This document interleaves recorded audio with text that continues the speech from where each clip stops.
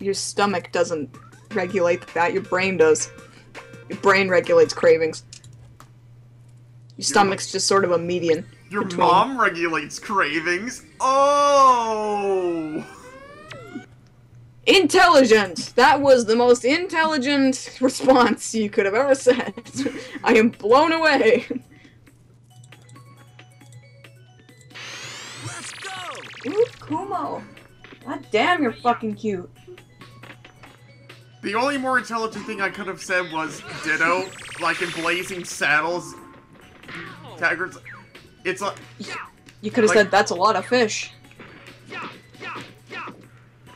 Wouldn't have made any sense, but you could have said it. Anything? I don't know. I know, why is he so bland? Dear Matthew Broderick, you are good in war games and Ferris Bueller. That's about it. Please stop. But then again, to be fair, he kind of has stopped. I haven't seen him in anything lately. Let's see if Matthew Broderick's been in anything lately. I don't know, if it's not animation, I don't really give a shit. But let's see. Matthew Broderick. Look at his fucking shit-eating grin. I just hate his shit-eating grin. Let's see, the last thing he was in... Oh. He's still in stuff. He was in this movie, Rules Don't Apply. Came out this year. Huh. Yeah. Haven't and heard of it. He's in 2 other ones, too. Oh yeah, he was in The Tale of Despero as well. Oh my god, that. Oh yeah, he was in B-Movie. Ugh. Have you reviewed B-Movie? No, I actually was planning to do a big DreamWorks-a-thon. Actually, you know what? Why don't you just single out B-Movie and just read the script word for word, because I think that should do it. I mean, the B-Movie is similar to A Monster in Paris in that I have no fucking idea how the original premise came out and how anyone could have greenlit it, but it's not terrible. It's punny. It's got tons of puns and it's unintelligible at times and stupid, but it's not the worst. Well, the thing is, I've seen A Monster in Paris and that's a good movie. I don't know what the hell you're talking about. Well, I just reviewed that. That was my last. Least, like... That was my last movie review of the season, and it was like so confusing and stupid. I mean, I mostly watched it without sound, so oh, that might be why. It's pretty stupid. Oh yeah, right. And Matthew Broderick was in Adventure Time in that stupid episode of Flute Spell. This year. Yeah, that was this year. Yeah. And he does stage work, too. Why would anyone pay to see Matthew Broderick on stage? He's so bland. But anyway, let's move on. Yeah, Monster in Paris, it looked nice. Sounded nice. I wouldn't even say it looked nice. It was... No, design was basic for, like, what you would expect CGI to be today. No, design-wise, I mean, it looks nice. Oh. Like, I like the design of Francoeur, and I like sort of the overall design, but it's not atmospheric, and that pisses me off. Because it's fucking Paris. It doesn't...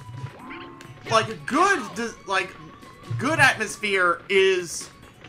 Good atmosphere should be pretty much a character in itself. If that makes any sense. Okay. Like, if you've got good atmosphere, then that means the environment, that means the environment itself could pretty much act as its own characters. Like, look at Men in Black. That had a pretty good atmosphere. Okay. I think atmosphere is more of an omnipresent idea as opposed to character. Yeah, it is. It's very hard to explain without actually having, like, something in front of you. Mm-hmm. Yeah. But no, it's like not everything has to have atmosphere. It's not a prerequisite for awesomeness, but it's a plus if it does. But it's fucking Paris in 1910. It should not have been hard to make an atmospheric experience, but it's just that the backgrounds are not colorful. They're so bland. You know, it's mostly the only thing I can think of when I think of the movie again is just like grays. That's pretty much it. Except for that one song sequence where it's all like bright and colorful and was like, wow, color, holy shit. And it's like this giant flea, and that's about it. Yeah. Man, I can tell you... They shouldn't have even called it a monster in Paris. They should have just called it a giant flea in Paris. Well, I didn't look up the synopsis before I reviewed the movie, or watched it, so I had no idea what to expect. I mean, I was expecting something pretty standard, but sometimes it can surprise me, like Monster House kind of surprised me, despite having an incredibly standard name. But then I watched it and I just could not figure it out. I couldn't figure out the progression of the story. It was so non-traditional, but not in a good way. It wasn't non-traditional in a good way. It was non-traditional in a bad way. It tried to be too different. Or and it not was just different fucking enough. weird. It was just fucking weird. Like, why does nobody mention the fact that Francoeur, you know, is a blood-eating species, and he's 7 feet tall, so he would need to eat about a human's worth of blood every time he got hungry? Why does nobody mention that? Just because you become large doesn't mean your diet changes. But, you know, that's just something I noticed. And you can see it in my review. Oh no! Oh no, I fell again. Are you riding, shit, what are they called? Like a gelatin? No, that's not what they're called. Oh, joke dead, abort. Abort. Am I riding a Jello shot? No, that's not what I was going to say. Shot. Sorry, Oh, crap. I like how the hoop keeps spinning after I die.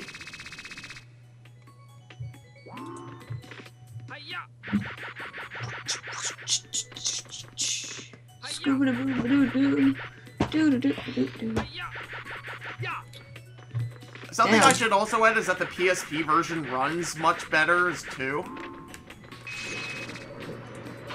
Well, I just zoomed right off of there. Those are big tits. I'm sorry, what? I'm looking at this store's restocking of their manga, and it showed The Other Side of Secret is one of them, and the cover, the girl has really, really big tits. Like, big, voluptuous tits. Larger than is entirely necessary. But that's the point. Yeah, I don't really know. Yeah, you would... I'm not complaining, I was just sort of announcing that I noticed it. Wait, well, who's character again? So your plan, so you see giant tits, and your plan is to announce that you saw giant tits. Yes. Oh, what manga you're talking about? Or manga? Sure are nice. It was called The Other Side of Secret. That is the best name for anything ever. The Other Side of Secret Tits. Yeah. I mean, it definitely caught my eye. I'm not gonna lie. Oh yeah, look at her boobs. Damn. Yeah, because you never look at giant What boobs are and think like, oh, okay. They're bigger than her head. They're like bigger than half her body. Nearly. They are half her body. They're pretty large. I like the body. Yeah, number one is just the... Let's see, it's a sword with girl with big tits. Yeah. Pretty wickedly large. Sinfully large. You stole the words right out of my mouth. Sinfully large. Escape, rated E for everyone. Yeah. Well, I'm pretty sure there aren't going to be any big tits in this game. They'd be polygonal anyway, so they'd be triangular. They'd be like Lara Croft boobs. Yeah, this is before circles were invented. Or what's her name from Final Fantasy? Tifa. Tifa, yeah. Tifa, that's her name. I was trying to find... With her gargantuan, massive, absolutely luscious boobs. I like how they just sneak in the word luscious right there. You just kind of sneak it in there. Like that? What? that. Luscious. I forgot who did it. I forgot whether it was Oni or Psychic Pebbles who did that. Oh, Oni. Final Fantasy. Yeah. Okay, it was Oni. Oni did it. It was amazing. Watch out for those pointy bits. That's kind of what I liked about Tifa in Final Fantasy VII, is her boobs were not triangular, like in her actual rendered model. Not her in-game model, but her, like, in-battle model and then a cutscene model. They were actually, like, round. And it was nice. Because they were round. You know what I'm saying? Sol really likes boobs. So, boobs are nice. There's nothing wrong with liking Who boobs. doesn't like boobs? Yeah. Well, people who don't like boobs. Tumblr. Tumblr does not like boobs. Tumblr doesn't like anything. Okay, that's true. That should be Tumblr's, like, cover thing when you go to Tumblr. We don't Tumblr, like we don't anything. like anything. Yeah, we are the website that don't like anything. We just stay at home and complain now. And if you ask us if we like anything, we'll just tell you. Oh my we don't god, like I'm so anything. triggered! There should be like a questionnaire to actually sign into Tumblr, and if the very first question, do you like stuff? The answer is no. Are you, Your IP block. easily, and then it says, are you easily triggered? The answer is yes. And then Do you the know last that's It's one, always yes. Do you know that song? The one I just sang? Yes, I know where that's from. Do you know where that's from? Yep, No. VeggieTales. I don't know. Yeah. Oh man, that's a show I used to watch when I was a kid. I used to watch. I never saw it on TV, but I actually had like VHSs. I also had VHSs of them for some odd reason. My mom let me watch them even though they're Christian and, you know... Okay, I will admit this. They're probably the only Christian media that doesn't suck because they actually try to be entertaining. What about VeggieTales? What about the Prince of Egypt? Okay, that too. Well, actually, sorry, that's not technically Christian. That's actually Hebrew.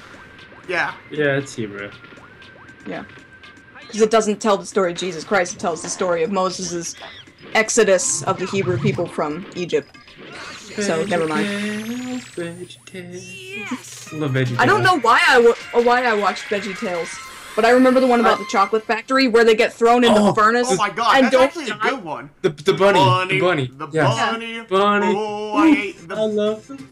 Oh man. Oh, I love the bunny. That was actually a really catchy song. If Did you know they nostalgic actually changed for- the song? If Well, I'm no, like nostalgic in for one, anything, I remember that in like one sing-along tape, they changed the lyrics. They had to. The creator of it actually remembered his son singing it. It's like, I don't love my parents. I think that says, I don't love my parents, I just love the bunny. And he's like, my god, did I really write that? I like that It's one too. okay. Yeah, if I'm nostalgic for anything at all, it has to be VeggieTales. I can't help it. It's terrible, but I like it. You It's know, terrible, but I like it. That pretty much sums up Neon Cabaret. Yeah. I'll freely admit that it's awful, and it's pandering and in your face, you know, blatantly religious. But I still like it. You know, I still like it for some reason. Especially the silly song with Larry. But my favorite will always be the pirate. Silly songs with Larry. The part of the song where Larry sings to you some song that has nothing to do with the rest of the show. And that's My why I favorite liked it. one's It had the nothing to do with religion. It was, yeah, it had nothing to do with religion. It was just funny. You know, it was stupid, but it was funny. It was entertaining. My two favorite ones is and with the I never pizza licked a angel. spark plug, and I never sniffed a stink bug, and I never painted daisies on a big red rubber ball. What does any of that have to do with being a pirate? And I never bathed in yogurt, and I don't look good in leggings. You He just doesn't don't have get legs. it. He doesn't have legs. He's My a two fucking favorite ones is cucumber. with the. My two favorite songs are with the Pizza Angel, and the what was the Pizza Angel and Where's My Comb. Because Oh at the yeah, very where's end- my comb one? That one is man. literally At the just very called end. the Hairbrush Song. That's Yeah. not the hairbrush song. And at the very end, he's like, "What do you need a comb for? You don't You have don't any need a hair." hairbrush, And you he's don't like, have any hair! I liked the one where he was singing in Spanish, and then Bob is translating. I like that one too. That's actually my favorite one too, because, like, in the middle of the song, he's like, look at the tomato. Isn't it sad? He can't dance. Poor tomato.